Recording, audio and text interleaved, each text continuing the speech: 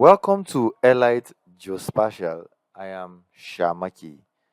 In this video, you will learn how to create a future class with subtypes. Subtypes are a powerful way to organize and manage different types of futures in a single dataset. We will walk you through the process step by steps, and at the end of the video, I'll tell you one of the most important benefits of using a subtypes. Now, to get into the video, what is or what are subtypes? Creating a future class with subtypes basically are a common task in GIS operation, especially when you want to organize different uh, types of data or futures, like maybe, for example, road.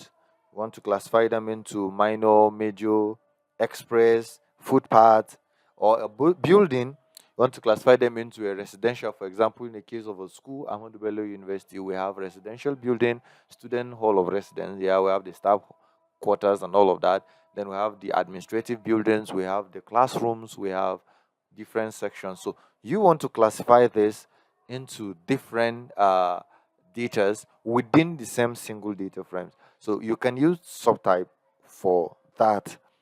So this can all be done within a single future class. All right. Now, specifically, what are subtypes?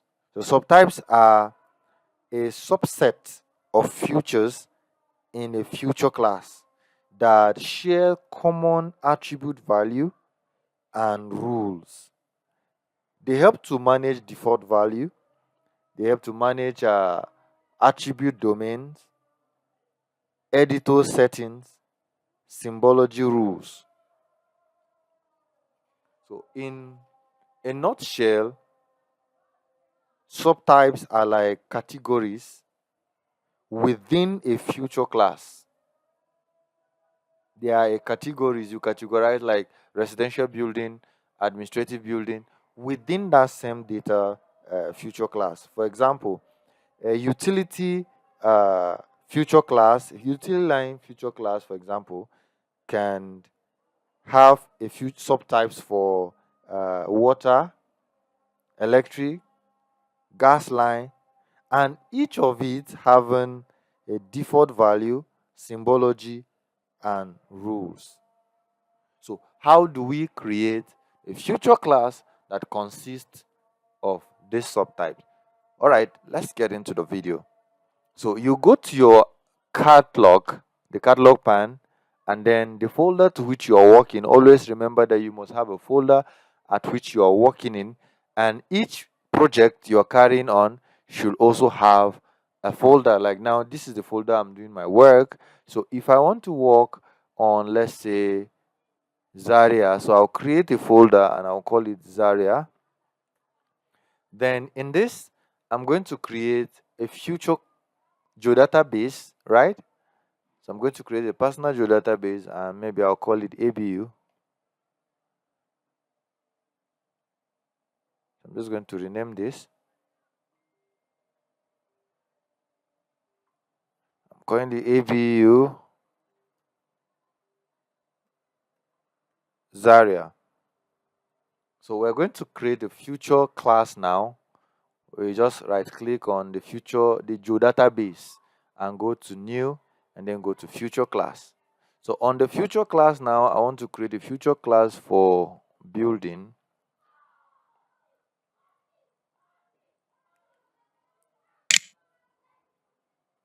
Building. So building will be a polygon, and I'm just going to go to next, and then Zaria is in Kaduna and Kaduna is in zone 32. So I'm just going to go with that. And then when we reach here, this is where we are going to hang. Now we have buildings. So I'm just going to name it either categories, categories.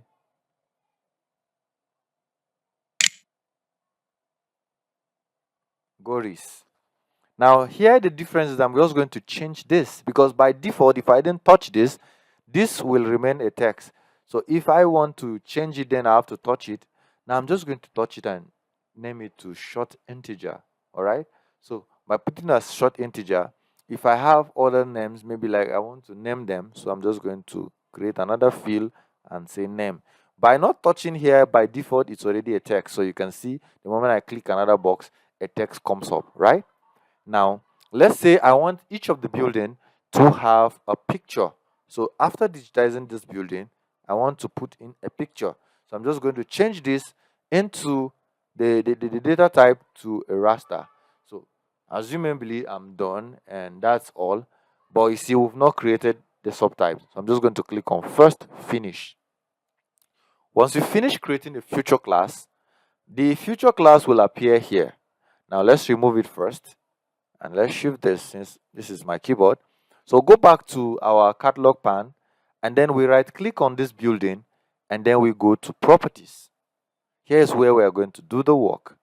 Okay, so on this we'll look for these subtypes, assuming it's not on subtype, maybe on fields. So now we'll look for where these are the fields we've created. By default, to create a length, create an area, and create a shape. So we'll look for the subtypes. Then we change it from this subtype field from none to category. That was what we created, right? Yes. So now here we're going to name it 1. So turn this to 1, and then we name this administrative building. Administrative. Then we name this educational.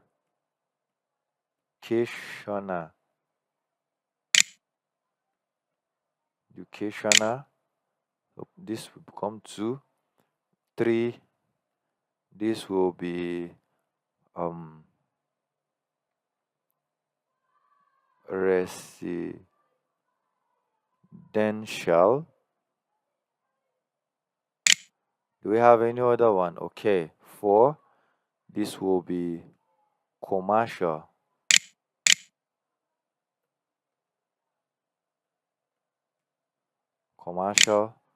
Any other one? Yeah. So if these are all that we have categorized this building into administrative, educational, residential, and commercial. So now, if that is all that we want to do, then we'll click on apply, and then we'll click on OK. So once we do that, we'll go back to our catalog, and then we click on this, drag and drop it on the map layer, or we bring it to table of content. Then you will now see we have category under one building. The whole thing is building, as you can see, but it has all the subtypes under them, like administrative, commercial, educational, and residential. Now, is there any benefit to why I should use a subtype? Yes, there are. Because using this, it reduces redundancy. Redundancy of, okay, I have to create, multiple this, okay, I am creating, still building, I will not say, okay, I'm creating it for residential, I'm creating it for administrative, I'm creating it for commercial, I'm creating it for, educational. So you will have created like within building, because you wanted these categories, will have created 4 future class for the same thing. But with subtypes, you reduce that to just 1, and that is that for that. And then it's easier to manage the data, and then it improve the the integrity of data.